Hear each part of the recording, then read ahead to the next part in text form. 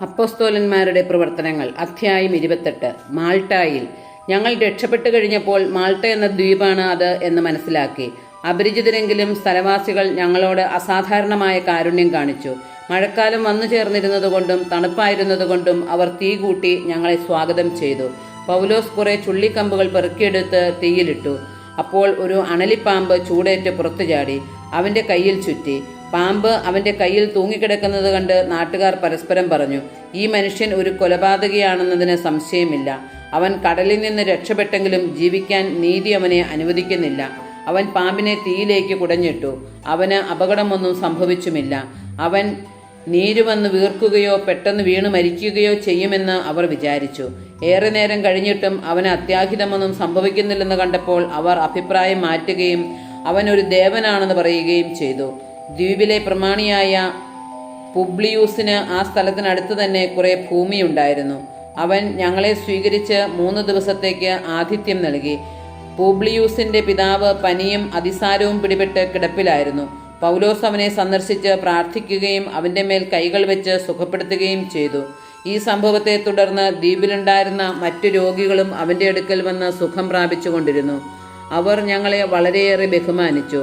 ഞങ്ങൾ കപ്പൽ യാത്രയ്ക്ക് ഒരുങ്ങിയപ്പോൾ ഞങ്ങൾക്ക് ആവശ്യമുള്ളതെല്ലാം അവർ കൊണ്ടുവന്നു തന്നു.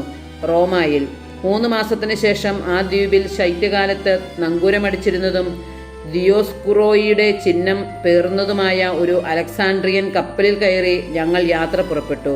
ഞങ്ങൾ സിറാക്കുസിലിറങ്ങി 3 ദിവസം താമസിച്ചു. അവിടെ നിന്ന് തീരം ചുറ്റി റേജിയും എന്ന സ്ഥലത്ത് വന്നു ചേർന്നു. 1 ദിവസം കഴിഞ്ഞപ്പോൾ ഒരു തെക്കൻ കാറ്റ് വീശുകയാൽ 2-ാം ദിവസം ഞങ്ങൾ പുത്തയോളിൽ എത്തി. അവിടെ ഞങ്ങൾ ചില സഹോദരരെ കണ്ടു. ഒരാഴ്ച തങ്ങളോടൊപ്പം താമസിക്കാൻ അവർ ഞങ്ങളെ ക്ഷണിച്ചു. പിന്നെ ഞങ്ങൾ റോമായി വന്നു ചേർന്നു. അവിടെയുള്ള സഹോദരർ ഞങ്ങളെക്കുറിച്ച് കേട്ടറിഞ്ഞ് ഞങ്ങളെ സ്വീകരിക്കുവാൻ ആപ്പിയൂസ്പുരവും ത്രിമണ്ഡപവും വരെ വന്നു. അവരെ കണ്ടപ്പോൾ പൗലോസ് ദൈവത്തിന് നന്ദി പറയുകയും ധൈര്യം ആർജിക്കുകയും ചെയ്തു. ഞങ്ങൾ റോമാ പട്ടണത്തിൽ പ്രവേശിച്ചു കഴിഞ്ഞപ്പോൾ ഒരു പടയാളിയുടെ കാവലോടെ ഇഷ്ടമുള്ളിടത്ത് താമസിക്കാൻ പൗലോസിന് അനുവാദം ലഭിച്ചു. യഹൂദരോട് പ്രസംഗിക്കുന്നു. 3 ദിവസം കഴിഞ്ഞ ശേഷം സ്ഥലത്തെ യഹൂദ നേതാക്കന്മാരെ അവൻ വിളിച്ചുകൂട്ടി. അവർ സമ്മേളിച്ചപ്പോൾ അവൻ അവരോട് പറഞ്ഞു, സഹോദരരെ, ജനത്തിനോ നമ്മുടെ പിതാക്കന്മാരുടെ ആചാരങ്ങൾക്കോ എതിരായി ഞാനൊന്നും പ്രവർത്തിച്ചിട്ടില്ല. എങ്കിലും ഞാൻ ജെറുസലേമിൽ വെച്ച് തടവുകാരനായി റോമാക്കാരുടെ കൈകളിൽ ഏൽപ്പിക്കപ്പെട്ടു. അവർ വിചാരണ ചെയ്തപ്പോൾ വധശിക്ഷ അർഹിക്കുന്നതൊന്നും എന്നിൽ കാണാഞ്ഞതുകൊണ്ട് എന്നെ മോചിപ്പിക്കാൻ ആഗ്രഹിച്ചു. എന്നാൽ യഹൂദർ എതിർത്തു. തന്മൂലം എൻ്റെ ജനങ്ങൾക്കെതിരായി എനിക്ക് ഒരു ആരോപണവുമില്ലെങ്കിലും സീസറിൻ്റെ മുമ്പാകെ ഉപരിവിചാരണയ്ക്ക് അപേക്ഷിക്കാൻ ഞാൻ നിർബന്ധിതനായി. ഇക്കാരണത്താൽ തന്നെയാണ് നിങ്ങളെ കണ്ട് സംസാരിക്കാൻ ഞാൻ നിങ്ങളെ വിളിച്ചുകൂട്ടിയത്. എന്തെന്നാൽ ഇസ്രായേലിൻ്റെ പ്രത്യാശയെ പ്രതിയാണ് ഞാൻ ഈ ചങ്ങലകളാൽ ബന്ധിതനായിരിക്കുന്നത്. അവർ അവനോട് പറഞ്ഞു, നിന്നെക്കുറിച്ച് യൂദയായിൽ നിന്ന് ഞങ്ങൾക്ക് കത്തൊന്നും ലഭിച്ചിട്ടില്ല. ഇവിടെ വന്ന സഹോദരരെല്ലാവരും നിനക്കെതിരായി വിവരം തരികയോ നിന്നെ കുറ്റപ്പെടുത്തി സംസാരിക്കുകയോ ചെയ്തിട്ടുമില്ല. എന്നാൽ നിന്റെ അഭിപ്രായങ്ങൾ എന്തെല്ലാമാണെന്ന് നിന്നിൽ നിന്നു തന്നെ കേൾക്കാൻ ഞങ്ങൾ ആഗ്രഹിക്കുന്നു. ഇത് ഞങ്ങൾക്കറിയാം. ഈ മതവിഭാഗത്തെ എല്ലായിടത്തും ആളുകൾ എതിർത്ത് സംസാരിക്കുന്നുണ്ട്. അവനുമായി സംസാരിക്കാൻ അവർ 1 ദിവസം നിശ്ചയിച്ചു.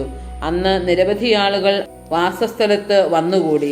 രാവിലെ മുതൽ സന്ധ്യ വരെ അവൻ മോശയുടെ നിയമത്തെയും പ്രവാചകന്മാരെയും അടിസ്ഥാനമാക്കി യേശുവിനെക്കുറിച്ച് അവരെ ബോധ്യപ്പെടുത്താൻ ശ്രമിക്കുകയും ദൈവരാജ്യത്തെക്കുറിച്ച് പരസ്യമായി സാക്ഷ്യപ്പെടുത്തുകയും ചെയ്തു. അവൻ പറഞ്ഞത് ചിലർക്ക് ബോധ്യപ്പെട്ടു, മറ്റു ചിലർ അവിശ്വസിച്ചു. അവർ പരസ്പരം അഭിപ്രായ വ്യത്യാസത്തോടെ പിരിഞ്ഞു പോകുമ്പോൾ പൗലോസ് ഇങ്ങനെ പറഞ്ഞു, പ്രവാചകനായ യേശയ്യായിലൂടെ പരിശുദ്ധാത്മാവ് നിങ്ങളുടെ പിതാക്കന്മാരോട് പറഞ്ഞിട്ടുള്ളത് ശരിയാണ്. നീ പോയി ഈ ജനത്തോട് പറയുക, നിങ്ങൾ തീർച്ചയായും കേൾക്കും, എന്നാൽ മനസ്സിലാക്കുകയില്ല. നിങ്ങൾ തീർച്ചയായും കാണും, എന്നാൽ ഗ്രഹിക്കുകയില്ല. അവർ കണ്ണുകൊണ്ട് കാണുകയും കാതുകൊണ്ട് കേൾക്കുകയും ഹൃദയം കൊണ്ട് മനസ്സിലാക്കുകയും മാനസാന്തരപ്പെടുകയും ഞാൻ അവരെ സുഖപ്പെടുത്തുകയും ചെയ്യുക അസാധ്യം. അത്രയ്ക്കും ഈ ജനതയുടെ ഹൃദയം കഠിനമായി തീർന്നിരിക്കുന്നു. ചെവിയുടെ കേൾവി മന്ദീഭവിച്ചിരിക്കുന്നു. കണ്ണ് അവർ അടച്ചു കളഞ്ഞിരിക്കുന്നു. അതിനാൽ നിങ്ങൾ ഇത് അറിഞ്ഞുകൊള്ളുവിൻ. ദൈവത്തിൽ നിന്നുള്ള ഈ രക്ഷ വിജാതീയരുടെ പക്കലേക്ക് അയക്കപ്പെട്ടിരിക്കുന്നു. അവർ അത് കേൾക്കുകയും ചെയ്യും. അവൻ സ്വന്തം ചെലവിൽ ഒരു വീട് വാടകയ്ക്കെടുത്ത് 2 വർഷം മുഴുവൻ അവിടെ താമസിച്ചു. തന്നെ സമീപിച്ച എല്ലാവരെയും അവൻ സ്വാഗതം ചെയ്തിരുന്നു. അവൻ ദൈവരാജ്യം പ്രസംഗിക്കുകയും കർത്താവായ യേശുക്രിസ്തുവിനെക്കുറിച്ച് നിർബാധം ധൈര്യപൂർവ്വം പഠിപ്പിക്കുകയും ചെയ്തു.